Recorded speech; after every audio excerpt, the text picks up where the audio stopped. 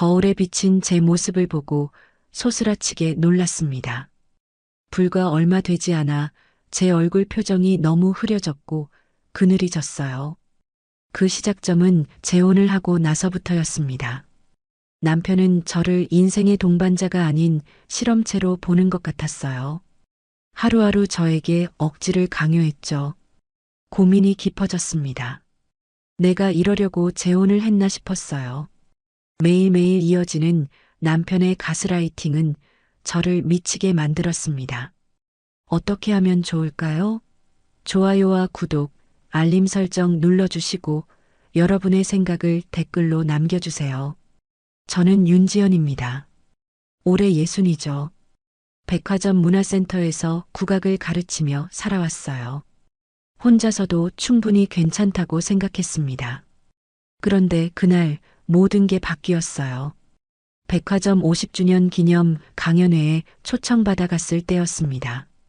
사람들이 가득한 홀에서 제가 가야금을 연주하고 있었죠. 손끝으로 현을 뜯을 때마다 맑은 소리가 울려 퍼졌어요. 그때 객석 한쪽에서 저를 뚫어져라 바라보는 시선을 느꼈습니다. 고개를 들어보니 한 남성이 앉아 있었어요. 양복을 단정하게 차려입고 팔짱을 낀 채 저만 바라보고 있었습니다. 순간 심장이 멎는 줄 알았어요. 민도현이었습니다.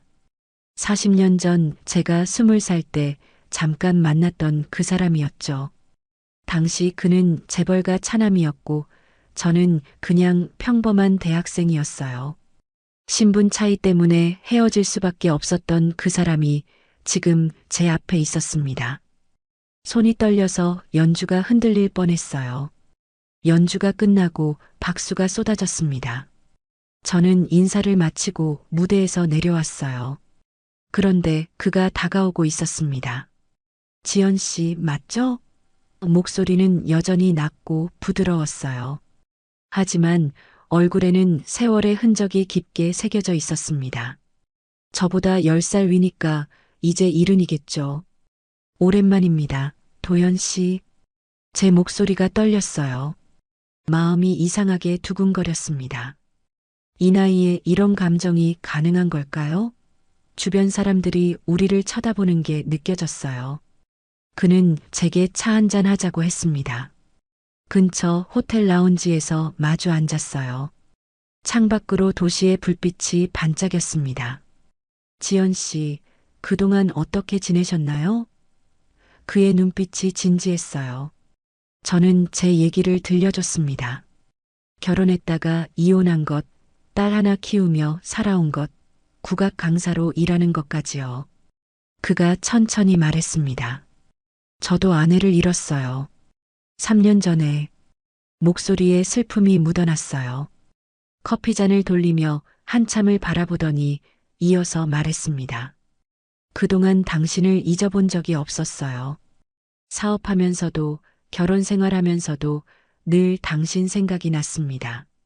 갑작스러운 고백에 당황스러웠어요. 도연 씨, 제가 말을 이으려 했지만 그가 손을 들었습니다. 들어주세요. 이제라도 당신을 지키고 싶어요. 젊었을 때 못다한 사랑을 완성하고 싶습니다. 저와 결혼해 주세요. 가슴이 뛰었어요.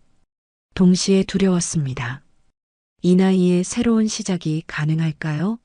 하지만 그의 진심 어린 눈빛을 보니 마음이 흔들렸어요. 시간을 주세요. 제가 간신히 말했습니다. 며칠 후 그가 다시 연락했어요. 지연 씨, 제 마음은 변하지 않았습니다. 남은 인생을 함께하면 안 될까요? 그 순간 저는 결심했습니다. 마지막 사랑이라고 생각했어요. 결혼식을 마치고 도연의 집에 들어선 순간 숨이 막혔습니다. 정말 컸어요.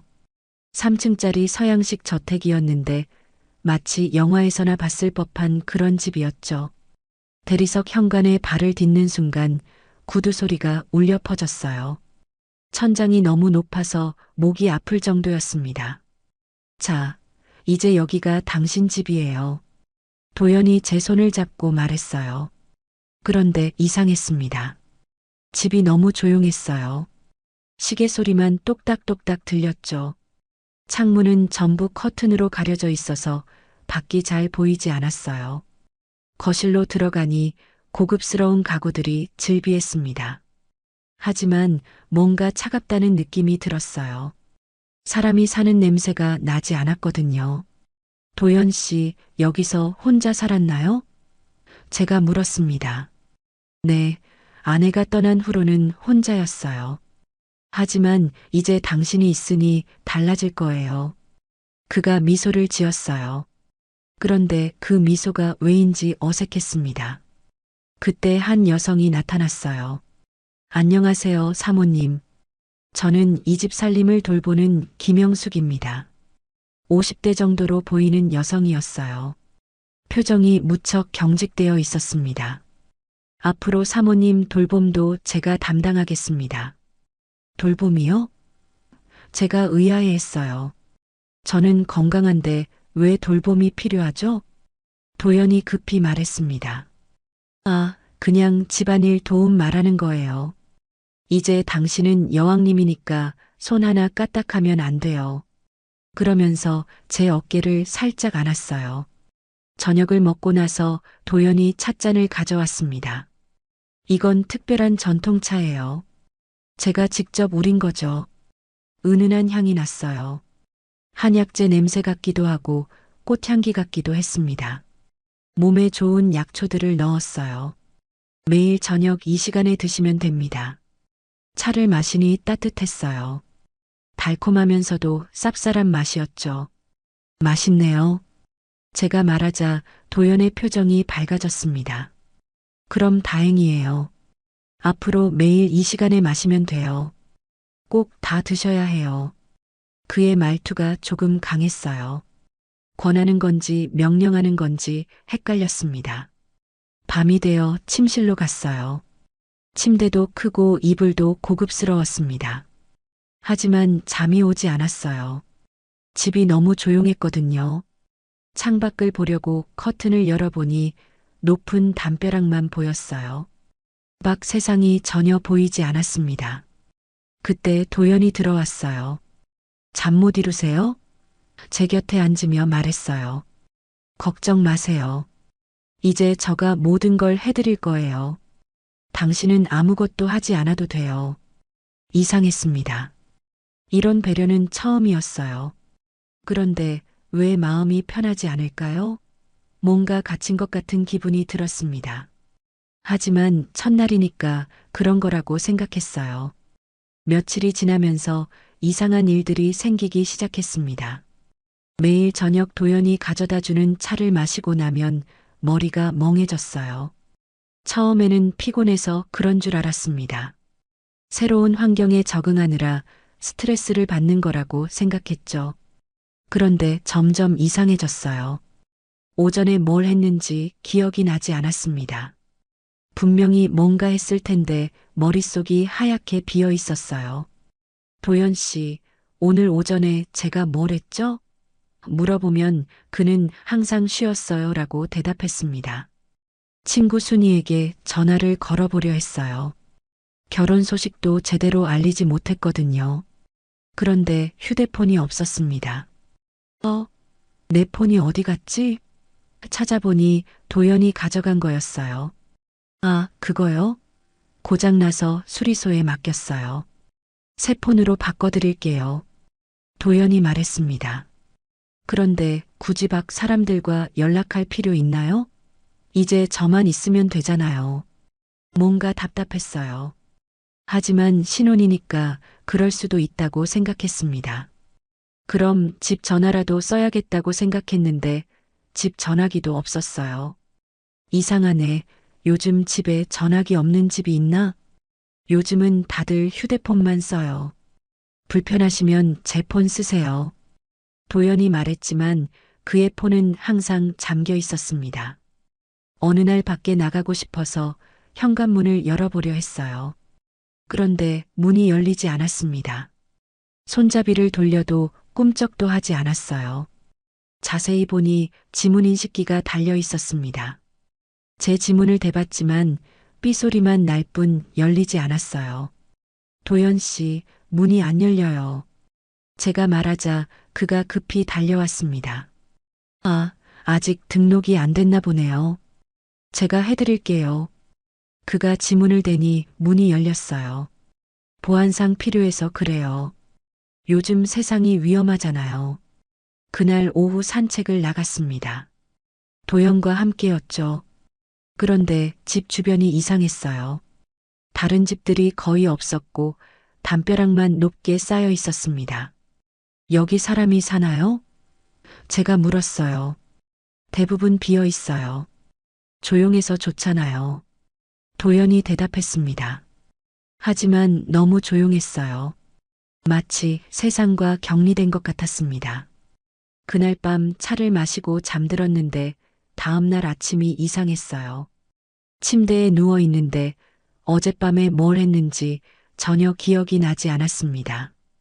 분명히 도연과 저녁을 먹고 차를 마셨는데 그 이유가 완전히 비어 있었어요. 화장대 거울을 보니 제 얼굴이 이상했습니다. 눈이 퀭하고 표정이 멍해 보였어요. 내가 왜 이래? 거울 속 제 모습이 낯설었습니다. 마치 다른 사람 같았어요. 아침 식사 때 영숙이 와서 말했습니다. 사모님, 어젯밤에 많이 힘들어 하셨어요. 악몽을 꾸신 것 같던데요. 그런데 저는 전혀 기억이 나지 않았어요. 악몽을 꿨다고요? 언제요? 제가 언제 그랬나요? 제가 물었지만 영숙은 그냥 고개만 끄덕였어요. 도연에게 물어봐도 많이 피곤해 보이셨어요 라고만 했습니다. 그때부터 무서워지기 시작했어요. 내가 아닌 것 같았거든요. 이게 나이 때문일까요? 아니면 다른 이유가 있는 걸까요? 머릿속이 계속 뿌옇고 생각이 잘 안 났습니다. 뭔가 중요한 걸 잊고 있는 것 같은데 그게 뭔지 알 수가 없었어요. 상황이 더 심해졌습니다. 기억이 사라지는 시간이 점점 길어졌어요. 아침에 일어나면 어젯밤뿐만 아니라 그저께, 그저께도 흐릿했습니다. 마치 안개 속을 걷는 것 같았어요. 도연 씨, 제가 요즘 너무 이상해요. 병원에 가봐야 할 것 같아요. 제가 간절히 말했습니다. 손을 떨며 그의 팔을 잡았어요. 뭔가 잘못되고 있다는 걸 본능적으로 느꼈거든요. 도연의 표정이 굳어졌습니다. 병원은 안 돼요. 거기 가면 온갖 검사만 하고 약만 잔뜩 줄 거예요. 그가 제 손을 꼭 잡고 말했어요. 지연 씨, 아마 치매 초기 같아요. 나이가 들면 그럴 수 있어요. 치매라는 말에 머리가 멍해졌어요. 치매요? 저는 아직 예순인데요. 목소리가 떨렸습니다. 그래도 정확한 진단을 받아야. 아니에요. 병원에 가면 더 스트레스 받을 거예요. 제가 더 잘 돌봐드릴게요. 도연이 단호하게 말했습니다. 그러면서 다시 차를 내밀었어요. 이거 마시면 진정돼요. 약초가 들어있거든요. 차를 거부하고 싶었지만 거부할 힘도 없었어요. 마시고 나면 또 정신이 흐려질 거라는 걸 알면서도 마셨습니다. 달콤하면서 쓴맛이 혀끝에 남았어요. 며칠 후 거울 앞에 서서 제 얼굴을 봤습니다. 충격이었어요. 눈동자에 생기가 없었고 입가도 축 처져 있었어요. 뺨은 홀쭉하고 피부는 창백했습니다. 이게 정말 나야? 거울에 손을 댔어요. 내가 이렇게까지 흐려졌던 사람인가? 예전에 저는 활발했거든요. 제자들과 웃으며 수업하고 친구들과 수다 떨기 좋아했어요. 그런데 지금은 웃는 것도 힘들었습니다. 감정이 사라진 것 같았어요.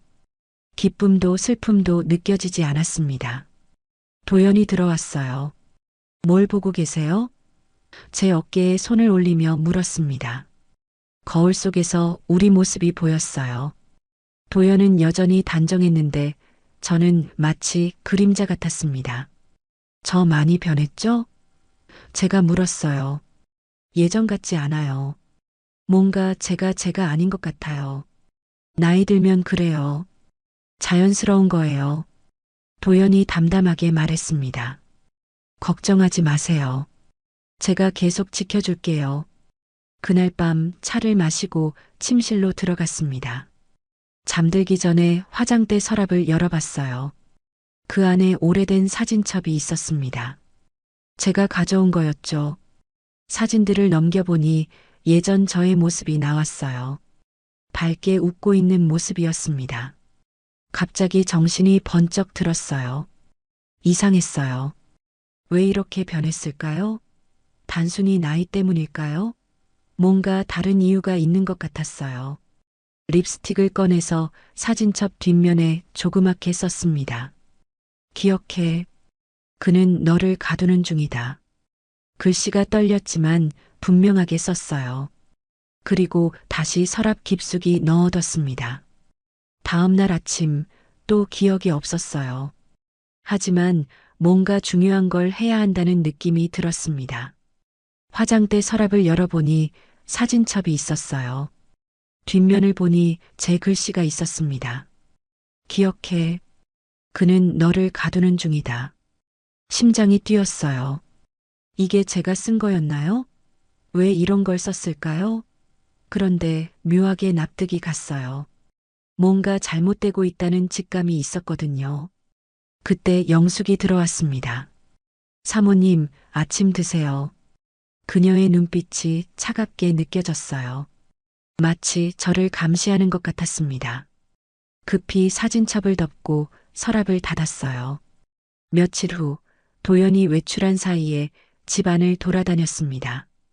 혼자 있을 때만 정신이 조금 맑아지는 것 같았어요. 2층으로 올라가니 평소에 가지 말라고 했던 방이 있었습니다. 도연의 집무실이었죠. 문손잡이를 돌려보니 열렸어요. 안으로 들어가니 큰 책상과 서류들이 가득했습니다. 벽에는 회사 관련 사진들이 걸려 있었어요. 그런데 책상 위에 이상한 파일이 보였습니다. 파일을 열어보니 신문 스크랩이 나왔어요. 제목을 보는 순간 숨이 막혔습니다. 민도현 회장 부인 급작스런 사망, 원인 불명 날짜를 보니 3년 전이었어요.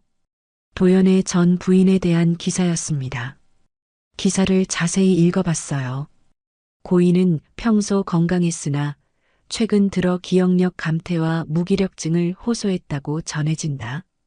가족들은 치매 초기 증상으로 보고 치료 중이었다고 밝혔다. 심장이 두근거렸어요. 이건 제 증상과 똑같았습니다. 더 뒤져보니 다른 서류들이 나왔어요. 손글씨로 적힌 노트였는데 제목이 기억 억제 실험 일지였습니다. 도연의 글씨였어요. 손이 떨리면서 펼쳐봤습니다.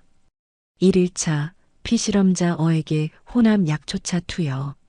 30분 후 졸음 증상 확인. 2일차 단기 기억 혼란 시작. 3일차 전날 기억 완전 소실. 읽으면서 온몸이 차가워졌어요. 이게 뭐죠? 노트를 더 넘겨보니 끔찍한 내용들이 적혀 있었습니다. 14일차 감정 반응 현저히 둔화. 웃음이나 분노 표현 거의 사라짐. 30일차 자아 의식 혼란 심화. 거울 앞에서 자신을 알아보지 못함. 이건 실험이었어요. 도연이 누군가를 대상으로 실험을 한 거였습니다. 그런데 피실험자 O가 누구일까요? 마지막 페이지를 보니 피실험자 A 사망. 실험 종료라고 적혀 있었어요. 갑자기 깨달았습니다. 피실험자 O는 도연의 전 부인이었어요. 그가 부인을 죽인 거였습니다. 약초차라는 이름으로 뭔가를 먹여서 기억을 지우고 결국 죽음에 이르게 한 거죠. 다른 노트도 있었어요. 새로운 제목이 보였습니다. 피실험자 비관찰일지 첫 페이지를 열어보니 제 이름이 적혀 있었어요. 윤지연 60세, 재혼 후 실험 시작. 무릎에 힘이 빠졌어요. 바닥에 주저앉으며 노트를 들여다봤습니다. 1일차 피실험자 비약초차 투여 시작. 수능도 양호. 5일차 단기 기억력 감퇴 시작. 11차 외부 연락 차단 완료. 모든 게 계획이었어요. 재혼도, 사랑 고백도, 배려도 전부 거짓이었습니다. 저는 그냥 실험 대상이었어요. 실험용 쥐처럼 우리에 갇혀서 매일 독을 먹고 있었던 거죠. 전 부인도 나처럼 차를 마시다가 기억을 잃고 죽었구나. 중얼거렸어요. 눈물이 흘렀습니다. 분노보다는 절망감이 컸어요. 내가 이렇게 바보였나 싶었거든요. 그때 아래층에서 현관문 열리는 소리가 들렸어요. 도연이 돌아온 거였습니다. 급히 노트들을 원래 자리에 놓고 집무실을 나왔어요. 계단을 내려가면서 다리가 덜덜 떨렸습니다. 거실에서 도연과 마주쳤어요. 어디 다녀왔어요? 그가 물었습니다. 평소와 다른 날카로운 눈빛이었어요. 마치 제가 뭔가 했다는 걸 아는 것 같았어요. 화장실 다녀왔어요. 목소리가 떨렸지만 최대한 평정을 유지했습니다. 그가 제 얼굴을 자세히 들여다봤어요. 얼굴이 안 좋아 보이네요. 차나 한 잔 드시죠. 다시 그 차였어요. 이제 그 차가 무엇인지 알았습니다. 저를 죽이는 독이었어요. 하지만 거부할 수도 없었어요. 들킨다면 더 위험해질 거였거든요. 차를 받아들고 떨리는 손으로 입에 댔습니다. 이제 어떻게 해야 할까요? 이 지옥에서 어떻게 벗어날 수 있을까요? 진실을 안 그날부터 모든 게 달라졌습니다. 차를 마시는 시간이 되면 온몸이 긴장됐어요. 하지만 티를 낼 수는 없었습니다.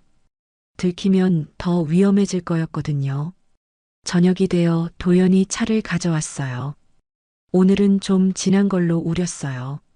몸에 더 좋을 거예요. 그의 미소가 소름 끼쳤습니다. 이제 그 미소 뒤에 숨은 의도를 알았거든요. 고마워요. 차를 받으며 웃어 보였어요. 연기를 해야 했습니다. 내가 언제부터 이렇게 연기하고 있었지? 평생 솔직하게 살아왔는데, 이제는 목숨을 위해 거짓 웃음을 지어야 했어요. 차를 입에 머금었다가 도연히 다른 곳을 볼 때 냅킨에 뱉었습니다. 쓰고 텁텁한 맛이 입안에 남았어요. 그러고는 맛있어요라고 말했습니다. 제 목소리가 자연스럽게 나와서 스스로도 놀랐어요. 다음 날부터 집안을 자세히 관찰하기 시작했어요. 곳곳에 작은 카메라들이 숨어 있었습니다. 거실 모서리, 복도 천장, 심지어 침실에도 있었어요. 하지만 모든 곳을 다 볼 수는 없을 거였습니다. 화장실이 가장 안전했어요. 아무리 그래도 화장실까지는 감시하지 않을 거였거든요. 거기서 차를 뱉고 입을 헹궜습니다. 그리고 거울을 보며 연기 연습을 했어요. 자연스러운 미소, 무기력한 표정, 멍한 눈빛까지요. 며칠 후 영숙이 이상하다는 듯 저를 봤어요. 사모님, 요즘 좀 달라 보이세요. 심장이 뛰었지만 태연하게 대답했습니다. 뭐가요? 예전보다 정신이 맑아 보여요. 차 효과가 떨어지는 건 아닌지. 영숙의 말에 소름이 돋았어요. 이 여자도 공범이었구나. 단순한 가정부가 아니었어요. 그냥 컨디션이 좋은 날인가 봐요. 웃으며 말했지만 속으로는 경계했습니다.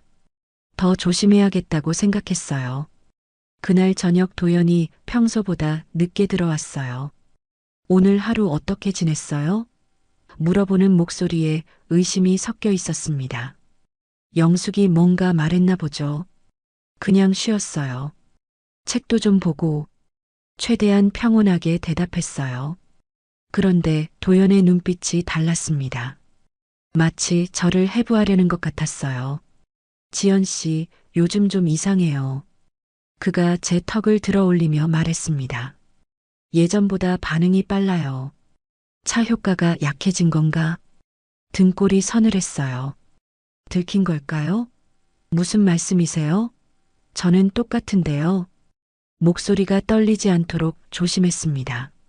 아니에요. 분명히 달라졌어요. 도연이 제 주위를 돌며 말했어요. 눈빛도 다르고 말투도 다르고. 혹시 차를 제대로 안 마신 건 아니죠? 매일 다 마셨어요. 맛있어서요. 거짓말이 자연스럽게 나왔어요. 나 자신이 무서웠습니다. 언제부터 이렇게 능숙하게 거짓말을 하게 됐을까요? 그때 도연이 갑자기 소름 끼치는 말을 했어요. 지연 씨, 잊지 마세요. 넌 내 연구 대상이야. 평소에 정중한 말투가 아니었어요. 차갑고 무감정한 목소리였습니다. 연구 대상이요? 일부러 멍한 척 물어봤어요. 하지만 속으로는 분노가 치밀어 올랐습니다. 연구 대상이라니요. 저를 사람으로도 안 보는 거네요. 아, 미안해요. 말실수였어요. 도연이 다시 가면을 썼어요. 제가 너무 피곤해서 그래요. 당신을 아끼는 마음에서 나온 말이에요. 하지만 이미 늦었어요. 그의 본 모습을 봤거든요. 저를 사랑하는 남편이 아니라 실험을 하는 연구자였습니다. 제가 죽든 살든 상관없이 데이터만 얻으면 되는 거였어요. 그날 밤 침대에 누워서 생각했어요. 얼마나 더 연기를 해야 할까요? 언제까지 이 지옥에서 버텨야 할까요? 하지만 포기할 수는 없었어요. 살아야 했거든요. 다음 날 아침 거울을 보며 또 연기 연습을 했습니다. 오늘도 무사히 하루를 버텨야 해요. 그를 속여야 합니다. 제가 아직 그의 통제 하에 있다고 믿게 만들어야 해요. 이제 이 집에서 진짜 제 모습을 보여줄 수는 없었습니다. 3주째 연기를 하고 있을 때였습니다. 갑자기 현관벨이 울렸어요. 누가 올까요? 이 집에는 아무도 오지 않았거든요. 영숙이 나가서 확인하더니 당황한 표정으로 돌아왔어요. 사모님 따님이 오셨어요. 나영이었습니다. 제 딸이 왔어요. 심장이 뛰었습니다. 반가우면서도 걱정됐어요. 나영이 제 모습을 보면 어떻게 생각할까요? 나영이 거실로 들어왔어요. 엄마, 안녕하세요. 그런데 제 모습을 본 순간 얼굴이 굳어졌습니다. 엄마, 많이 야위셨네요. 얼굴색도 안 좋고. 그냥 나이 들어서 그래. 걱정 마. 웃으며 말했지만 나영의 눈빛이 예사롭지 않았어요. 딸은 역시 엄마를 잘 아는 거죠. 도연이 나타났습니다. 아, 나영 씨 오셨네요. 어머님이 많이 기다리셨어요. 정중하게 인사했지만 표정이 어색했어요. 예상치 못한 방문이었거든요. 아니야, 괜찮아. 제가 급히 말했어요. 하지만 나영은 계속 의심스러운 눈빛으로 저를 봤습니다. 도연이 끼어들었어요. 연세가 있으시니까 가끔 피곤해하세요. 제가 잘 돌보고 있으니 걱정 마세요. 그러면서 제게 눈짓을 했어요. 조심하라는 뜻이었죠. 나영과 단둘이 있고 싶었는데 도연이 계속 옆에 있었어요. 화장실에 간다고 하니 나영도 따라왔습니다. 문을 닫고 나서 나영이 속삭였어요. 엄마, 정말 괜찮아요? 뭔가 이상해요. 딸의 걱정 어린 목소리에 눈물이 났어요. 하지만 말할 수 없었습니다. 나영까지 위험해질 수 있거든요. 괜찮다고 했잖아. 하지만 목소리가 떨렸어요. 나영이 제 손을 잡았습니다. 엄마, 저예요. 나영이에요. 무슨 일 있으면 말해요. 그때 용기가 났어요. 가방에서 차봉지를 꺼내서 나영에게 건넸습니다. 이거 한번 봐줄래? 매일 마시는 건데 뭔지 모르겠어. 작은 목소리로 말했어요. 나영이 봉지를 받아보더니 냄새를 맡았어요. 이상한 냄새가 나네요. 이거 뭐예요? 그리고 가방에 조심스럽게 넣었습니다. 화장실에서 나와서 다시 거실로 갔어요. 도연이 의심스러운 눈빛으로 우리를 봤습니다. 오래 계실 건가요? 암암리에 빨리 가라는 뜻이었어요. 네, 곧 갈게요. 나영이 대답했지만 제 손을 꼭 잡았어요. 엄마, 자주 연락할게요. 건강 챙기시고. 나영이 돌아간 후 며칠이 지났습니다. 도연은 더욱 예민해졌어요. 나영 씨가 뭐라고 했나요? 계속 물어봤지만 그냥 안부 인사했어요 라고 답했습니다. 일주일 후 나영에게서 연락이 왔어요. 도연이 없을 때 영숙이 전화를 받고 저에게 줬습니다. 엄마, 그거 성분 분석해 봤어요. 나영의 목소리가 진지했어요. 뭐라고 나왔는데? 가슴이 두근거렸습니다. 엄마, 이건 약이 아니에요. 통제 수단이에요. 기억을 억제하고 의식을 흐리게 하는 성분들이 들어있어요. 나영의 말에 온몸이 떨렸어요. 그럼 어떡하지? 제가 물었을 때 나영이 말했습니다. 엄마, 절대 더 이상 마시지 마세요. 그리고 제가 도움을 구할게요. 여성단체에 아는 사람이 있어요. 위험하지 않을까? 걱정됐어요. 엄마가 더 위험해요. 곧 구조할 방법을 찾을게요. 조금만 더 버텨요. 나영의 목소리에 힘이 있었어요.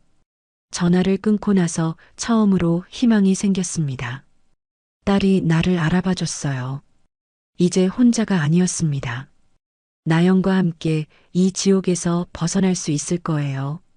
며칠 후 나영에게서 다시 연락이 왔습니다. 엄마, 준비 다 됐어요. 내일 오후 2시에 경찰이 올 거예요. 목소리에 긴장감이 묻어났어요. 그때까지만 버텨요. 가슴이 뛰었습니다. 드디어 이 악몽이 끝나는 날이 왔어요. 하지만 동시에 두려웠습니다. 도연이 눈치채면 어떻게 될까요? 다음 날 오후 평소처럼 연기를 했어요. 도연은 집무실에서 일하고 있었고 영숙은 부엌에 있었습니다. 시계를 보니 1시 50분이었어요. 곧 경찰이 올 거였죠. 정확히 이 시에 현관벨이 울렸습니다. 영숙이 나가더니 당황한 목소리로 경찰이에요라고 외쳤어요. 도연이 급히 계단을 내려왔습니다. 경찰이 왜 여기를? 민도현 씨 맞으십니까? 경찰관이 들어오며 말했습니다. 부인 학대 및 약물 투여 혐의로 긴급 체포합니다. 도연의 얼굴이 새하얗게 변했어요. 무슨 말씀이세요? 저는 아내를 사랑해요. 하지만 목소리가 떨렸습니다. 그때 나영이 나타났어요. 뒤따라 여성단체 상담사도 함께였습니다. 엄마, 이제 괜찮아요. 나영이 제게 달려와서 안아줬어요. 그 순간 눈물이 터졌습니다. 경찰이 도연에게 수갑을 채웠어요. 차 성분 분석 결과와 피해자 진술서, 그리고 집무실에서 발견된 실험 노트까지 모든 증거가 확보됐습니다. 도연이 제게 소리쳤어요.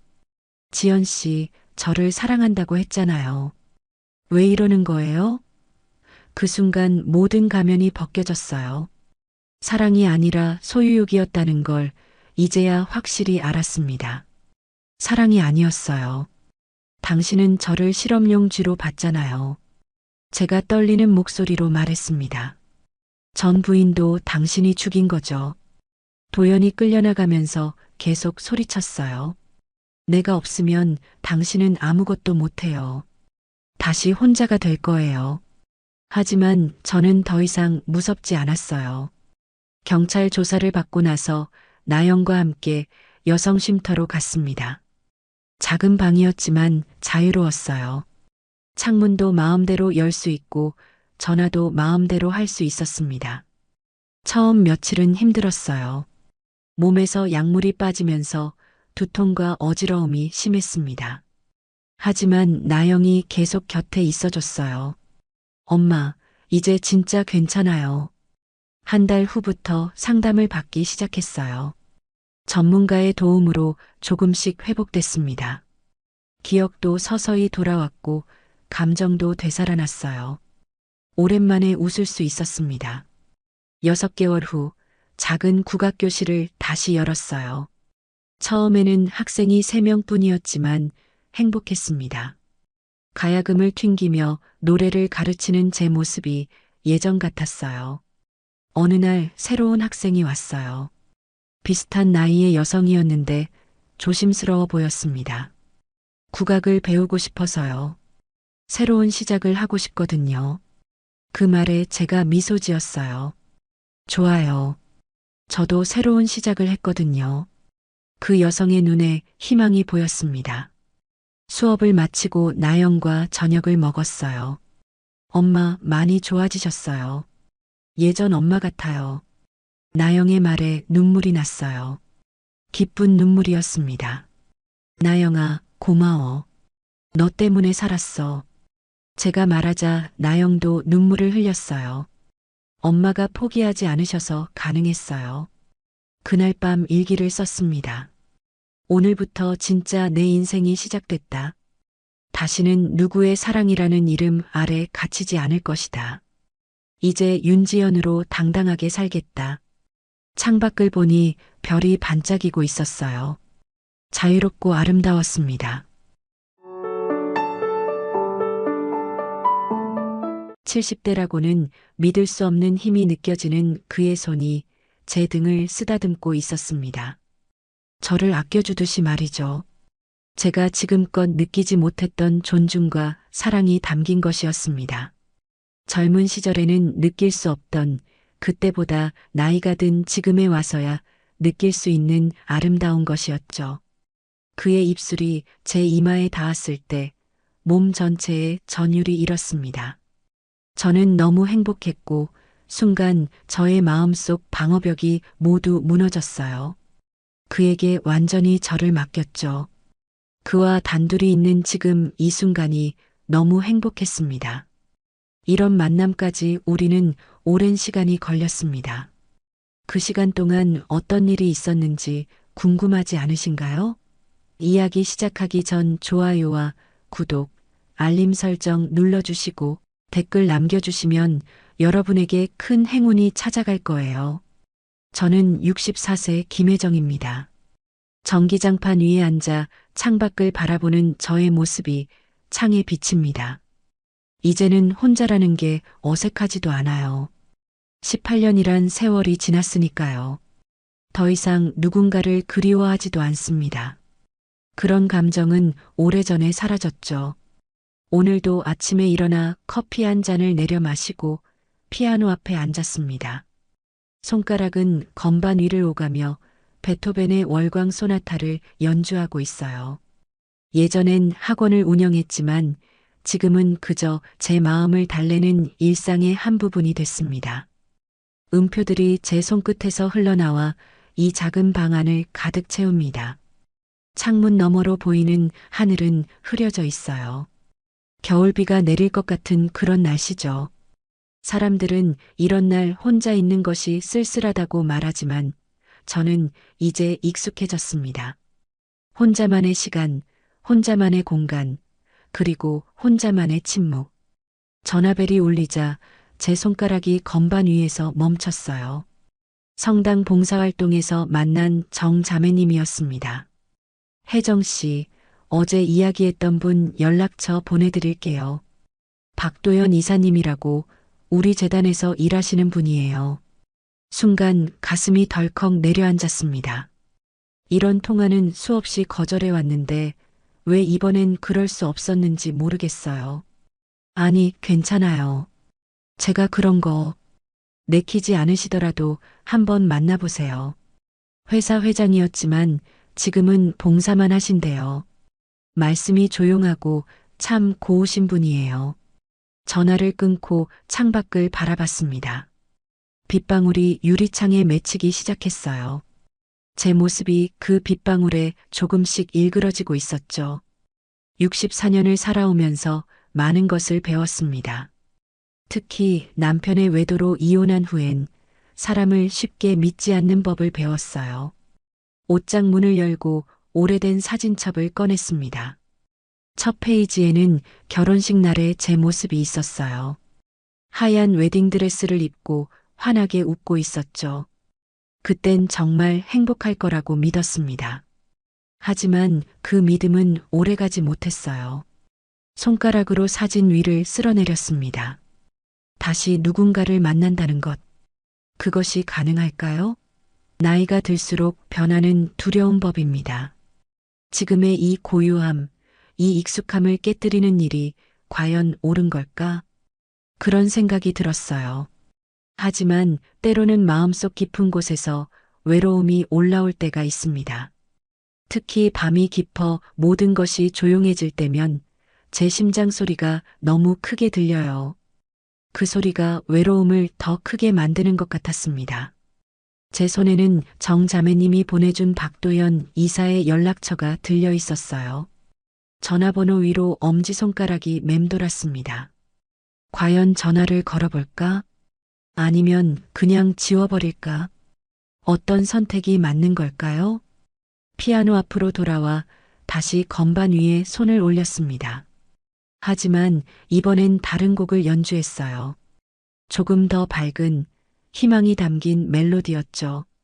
어쩌면 이번엔 달라질지도 모른다는 작은 희망을 품으며 전화기를 집어들었습니다.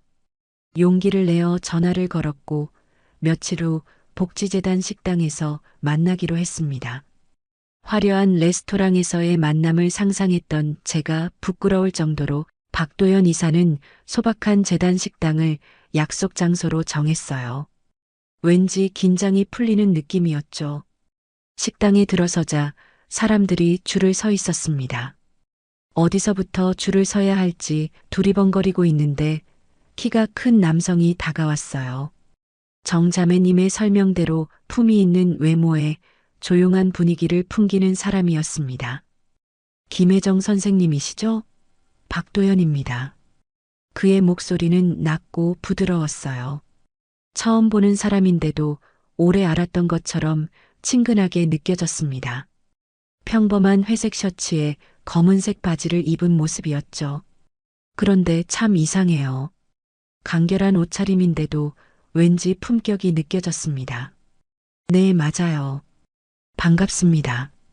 식판을 들고 함께 줄을 섰어요.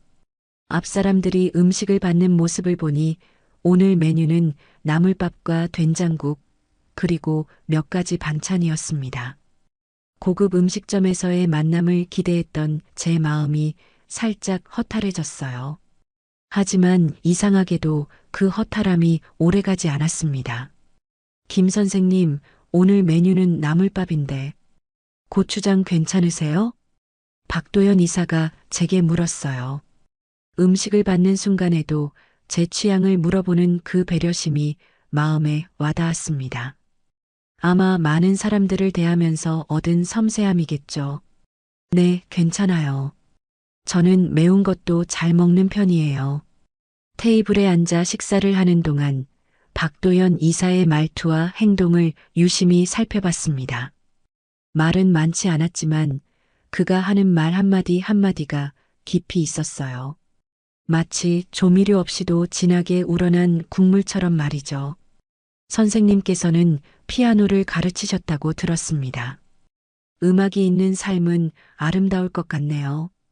그의 눈빛이 깊었습니다. 질문하는 방식도 특별했어요. 단순히 제 직업을 확인하는 것이 아니라 그 직업 속에서 제 삶의 의미를 찾아주려는 듯 했죠.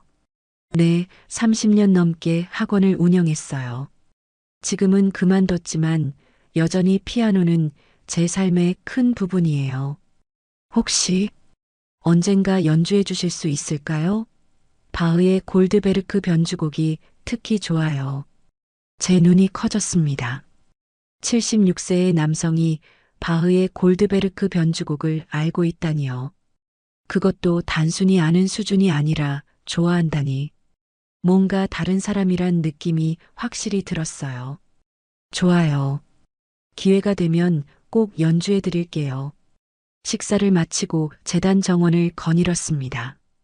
초겨울의 바람이 쌀쌀했지만 박도연 이사와 나누는 대화는 따뜻했어요.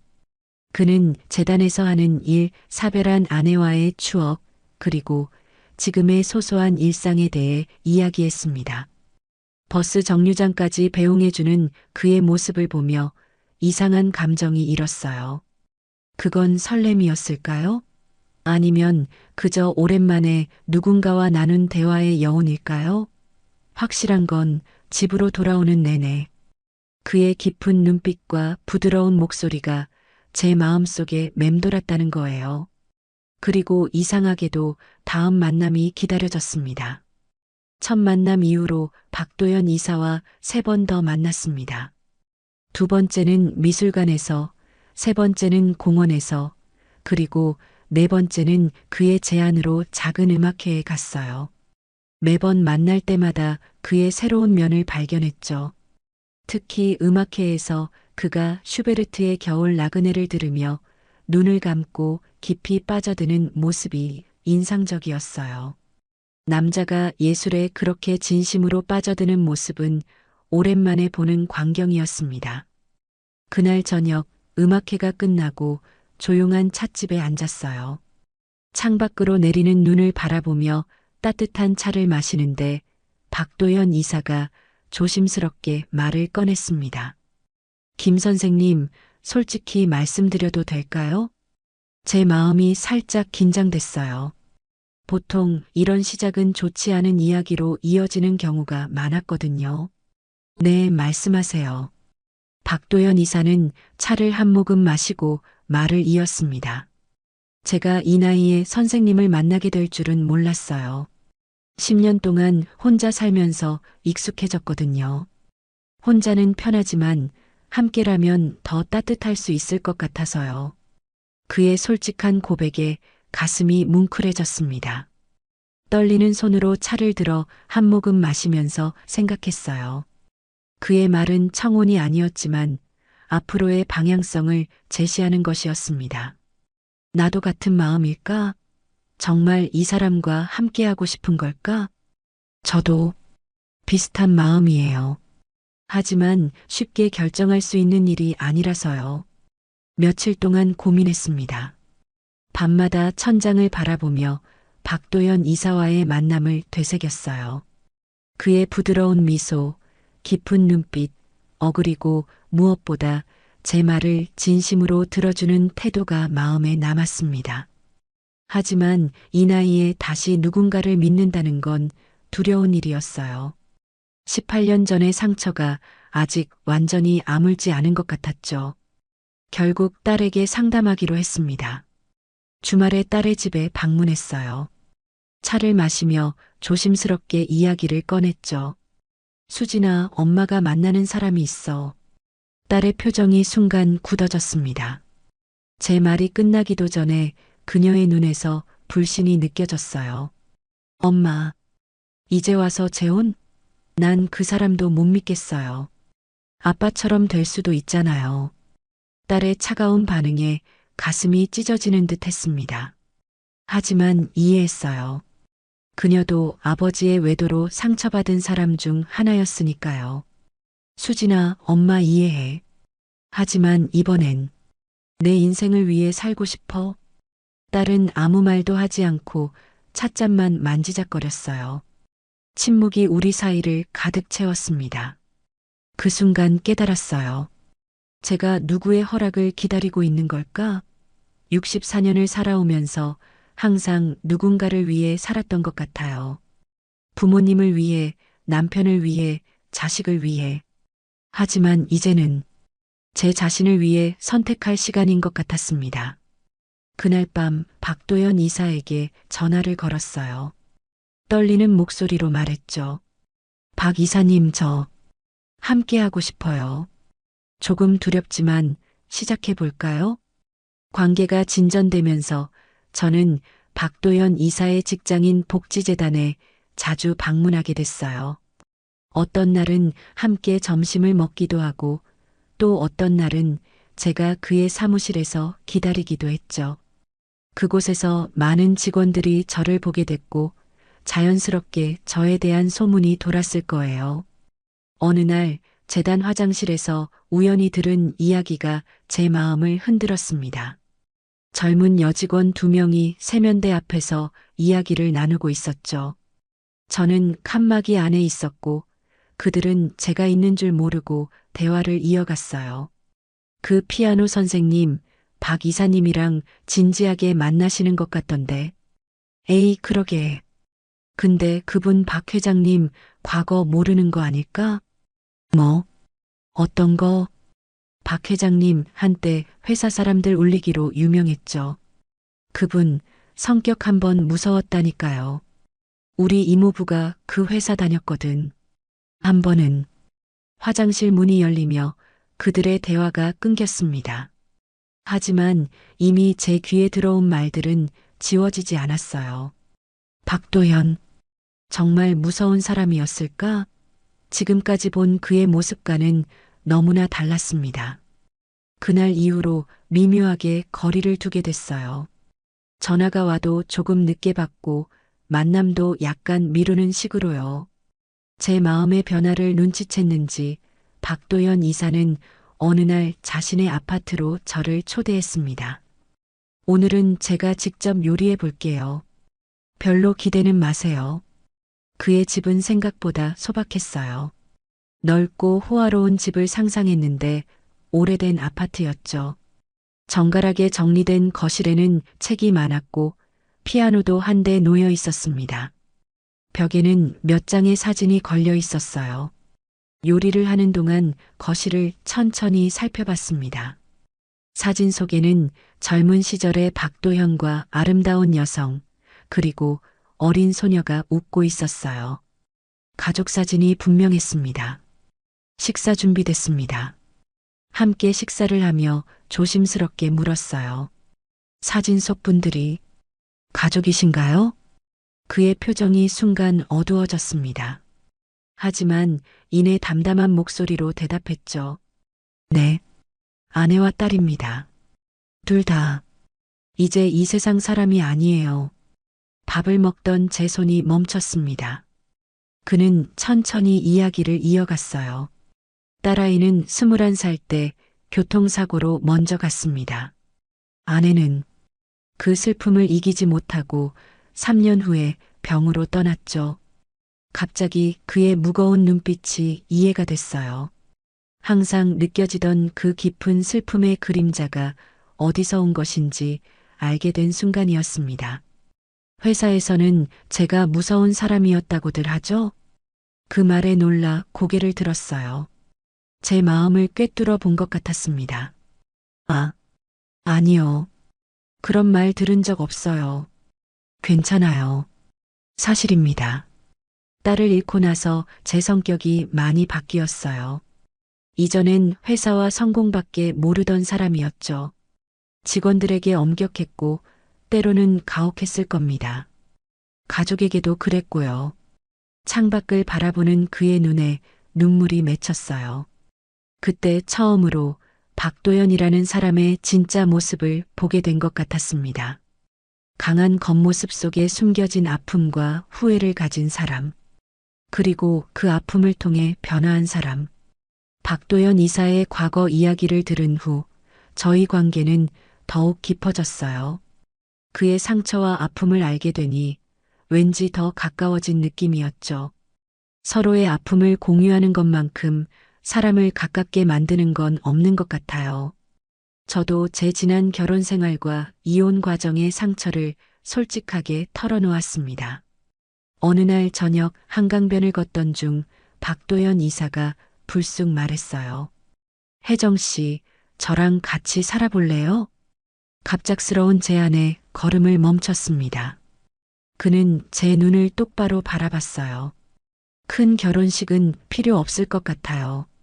우리 나이에 그저 조용히 함께 살며 서로의 남은 시간을 채워주는 게 어떨까 싶어서요. 잠시 생각에 잠겼어요. 결혼식 없이 그냥 동거라니. 옛날 같았으면 상상도 못했을 일이죠. 하지만 이 나이에 허례허식보다는 진정한 동반자를 찾는 게 더 중요하게 느껴졌습니다. 그래요. 함께 살아보죠.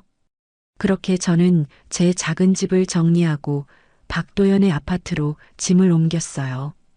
딸은 여전히 반대했지만 더 이상 제 결정을 막지는 않았죠. 그저 엄마가 행복했으면 좋겠다는 말만 남겼습니다. 그 말에서 딸의 걱정과 사랑을 느낄 수 있었어요. 함께 사는 첫날 아침, 눈을 떴을 때 낯선 천장이 보였습니다. 잠시 혼란스러웠지만 이내 어제의 기억이 떠올랐어요. 침대에서 일어나 거실로 나가니 박도연 이사가 무언가를 준비하고 있었습니다. 일어나셨군요. 잘 주무셨어요? 그는 따뜻한 물 한 잔을 내밀었어요. 레몬 한 조각이 떠있는 물이었습니다. 그 손길에서 특별한 따뜻함이 느껴졌어요. 아침에 일어나면 따뜻한 물 한 잔이 좋다고 들었어요. 건강에도 좋다고 하고 말을 많이 하는 스타일은 아니었지만 그의 작은 행동 하나하나에서 배려가 느껴졌습니다. 그날 이후로 매일 아침 제가 눈을 뜨면 박도연 이사가 내미는 따뜻한 물 한 잔으로 하루를 시작하게 됐어요. 일주일이 지나고 한 달이 지나면서 저는 이런 소소한 일상의 행복에 점점 젖어들었습니다. 그의 손길에는 언제나 따뜻함이 담겨 있었어요. 냉장고에 제가 좋아하는 과일을 채워두는 손길, 비 올 때 우산을 들고 마중 나오는 손길, 제가 피아노를 연주할 때 조용히 어깨를 토닥이는 손길. 어느 날 저녁 함께 TV를 보고 있을 때 문득 물었어요. 도연 씨는 말이 정말 적은 것 같아요. 혹시 제가 답답한가요? 그는 잠시 생각하더니 제 손을 부드럽게 잡았습니다. 내 말보다 먼저 가는 건 손입니다. 이제는 그 손으로 당신만 챙기고 싶습니다. 그 말에 가슴이 뭉클해졌어요. 젊은 시절에는 화려한 말과 낭만적인 고백에 설레곤 했었는데 이제는 이런 소박하고 진실된 손길 하나에 마음이 흔들리는 제 모습이 신기했습니다. 침대에 누워 생각했어요. 젊을 땐 말에 끌렸는데 지금은 손 하나에 흔들리는 나를 봅니다. 이게 나이 들매 지혜일까요? 아니면 진짜 사랑을 알아보게 된 걸까요? 어쩌면 둘 다일지도 모르겠네요. 함께 살기 시작한 지 한 달쯤 지났을 때 박도연 이사가 짧은 여행을 제안했어요. 강원도 바닷가에 있는 조용한 펜션이라고 했죠. 설레는 마음으로 짐을 챙겼습니다. 그동안 함께 살면서도 우리는 서로에게 조심스러웠거든요. 마치 서로의 공간과 시간을 존중하려는 듯이요. 바다가 보이는 단층 펜션에 도착했을 때 이미 해가 저물고 있었어요. 창밖으로 보이는 어두운 바다와 달빛이 만드는 은색 물결이 아름다웠습니다. 펜션은 아담했지만 정갈했어요. 침실 하나와 거실, 그리고 작은 주방이 전부였죠. 짐을 풀고 간단히 저녁을 먹은 후 침실로 들어갔습니다. 침대에 나란히 앉아 있는데 묘한 긴장감이 감돌았어요. 작은 스탠드 조명만 켜져 있어서 방 안은 은은했습니다. 서로 말없이 각자의 생각에 잠겨 있었죠. 창밖의 바다를 바라보며 생각했어요. 이 나이에 다시 누군가와 첫날 밤을 보낸다는 것이 얼마나 낯설고 어색한지, 젊은 시절의 정열적인 밤과는 다를 거라는 걸 알면서도 여전히 심장은 빠르게 뛰고 있었습니다. 박도연 이사가 천천히 제 옆으로 자리를 옮겼어요. 그리고는 아무 말 없이 제 손을 감쌌습니다. 그의 손은 크고 단단했어요.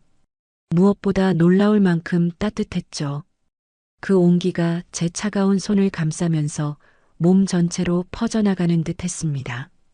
괜찮으세요? 그의 나직한 목소리에 고개를 끄덕였어요. 말보다는 눈빛으로 대화하는 시간이었습니다. 그는 천천히 저를 바라보며 미소 지었어요. 그리고 조심스럽게 제 어깨를 감싸 안았습니다. 그 품 안에 안기니 이상하게도 안전하다는 느낌이 들었어요. 64년 인생에서 이런 느낌은 처음이었습니다. 그가 부드럽게 저를 눕혔어요. 제 숨소리가 점점 가빠졌고 얼굴이 화끈거렸습니다. 거울이 있었다면 분명 붉게 달아오른 제 얼굴이 보였을 거예요. 박도연의 상체가 점점 가까워지더니 이내 우리의 이마가 맞닿았습니다. 이 손, 회장일 땐 사람을 쥐고 있었지만 오늘은 단 한 사람만 품고 싶었습니다. 그의 진심 어린 고백에 가슴이 떨렸어요. 제 손이 자연스럽게 그의 가슴으로 향했습니다. 76세라고 믿기 힘든 단단한 가슴이었어요. 아마도 오랜 시간 꾸준히 운동해 온 결과겠죠. 그의 품에 완전히 안겼을 때 더 이상 말이 필요하지 않았습니다. 재혼한 첫날 밤 70대 남편이 보여준 크기. 그건 단지 몸의 크기가 아니었어요. 마음의 깊이, 품의 넓이, 손의 감촉. 나는 그에게 완전히 안겼습니다. 젊은 시절의 정열적인 밤과는 달랐지만 그보다 더 깊고 따뜻한 감정이 우리 사이를 채웠어요. 그의 입술이 제 이마에 닿았을 때 몸 전체에 전율이 흘렀습니다. 이어서 눈, 코, 그리고 마침내 입술에 닿았을 때는 모든 생각이 사라졌어요. 오직 지금 이 순간만 존재했습니다. 어느새 그의 손이 제 등을 쓰다듬고 있었어요. 천천히, 조심스럽게, 마치 귀한 보물을 다루듯이요. 그 손길에 몸이 녹아내리는 듯 했습니다. 처음 느껴보는 감각이었어요. 욕망보다는 존중과 사랑이 담긴 터치, 그것이 저를 더 깊은 곳으로 이끌었어요. 당신은 아름다워요. 나지막한 그의 말에 눈물이 핑 돌았습니다. 오래도록 듣지 못했던 말이었거든요. 그 순간 모든 방어벽이 무너지고 저는 완전히 그에게 저를 맡겼어요. 조용한 밤 욕망보다 더 뜨거운 감정이 천천히 흘러갔습니다. 그리고 그의 품에 완전히 안긴 채 나도 모르게 속삭였어요. 나도 모르게 다리가 풀렸어요. 그날 밤 저는 진정한 의미의 사랑을 알게 되었습니다. 아침 햇살이 창틈으로 비집고 들어왔을 때 저는 천천히 눈을 떴습니다. 낯선 천장을 바라보며 잠시 혼란스러웠지만 옆에서 느껴지는 따뜻한 온기에 곧 어젯밤의 기억이 선명하게 떠올랐어요. 조심스럽게 고개를 돌려 박도연의 얼굴을 바라봤습니다. 깊은 잠에 빠진 그의 표정은 평화로웠어요. 주름 사이로 보이는 소년 같은 모습이 어쩐지 사랑스럽게 느껴졌습니다. 침대에서 조용히 일어나 창가로 걸어갔어요. 커튼을 살짝 걷자 푸른 바다가 눈앞에 펼쳐졌습니다. 바다는 어제보다 더 푸르고 깊었어요. 마치 제 마음처럼요. 저는 한참 동안 바다를 바라보며 생각에 잠겼습니다. 무언가가 달라졌어요.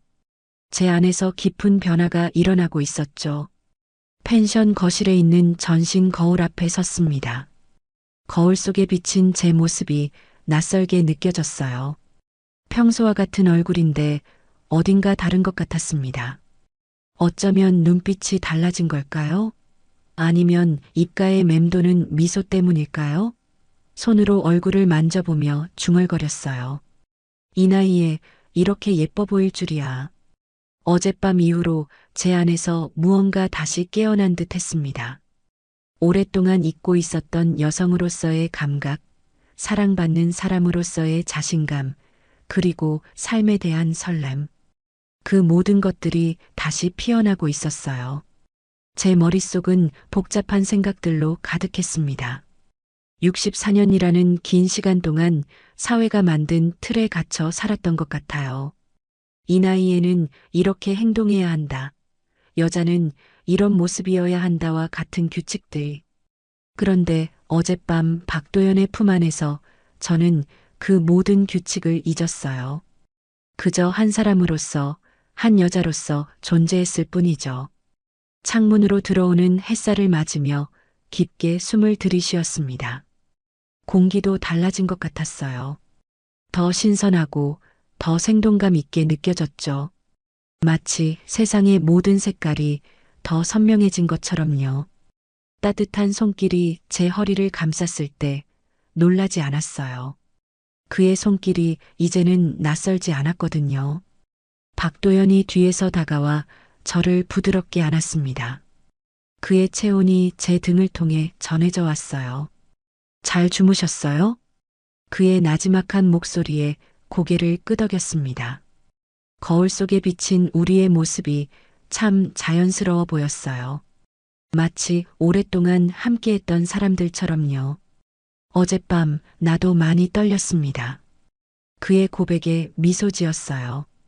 그토록 품이 있고 든든해 보이는 사람도 떨린다는 사실이 왠지 위로가 되었습니다. 당신 때문에 내 시간들이 살아났어요. 그 말에 가슴이 떨렸어요. 시간이 살아난다는 표현이 정확했습니다. 저도 같은 느낌이었거든요. 마치 멈춰있던 시계가 다시 돌아가기 시작한 것처럼 제 인생의 시간도 다시 흐르기 시작했으니까요. 나도 그래요. 당신 덕분에 제가 달라진 것 같아요. 거울 속에 비친 그의 눈빛이 깊었습니다. 그 눈빛 속에서 저는 제 모습을 발견했어요.